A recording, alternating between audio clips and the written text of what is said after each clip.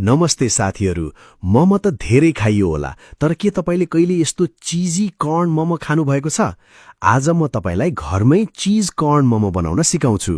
सबैभन्दा पहिले ताजा मकैलाई छोडाएर उसिन्नुहोस्। अब मैदामा अलिकति नुन र पानी हालेर एउटा नरम पिठो मुछ्नुहोस्। यसलाई केही बेर रेस्ट गर्न दिनुहोस्। अब एउटा प्यानमा तेल तताएर अदुवा, लसुन र प्याजलाई मज्जाले भुट्नुहोस्। त्यसमा उमालेको मकै र पिरो चिली फ्लेक्स हालेर एकछिन चलाउनुहोस्। मिश्रण चिसो भएपछि यसमा टन्नै मोजरेला चीज मिसाउनुहोस्। हेर्नुहोस् त यो फिलिङ कस्तो लोभलाग्दो देखियो। अब पिठोलाई पातलो बेलेर यो मिश्रण भर्नुहोस् र मज्जाले आकार दिनुहोस्।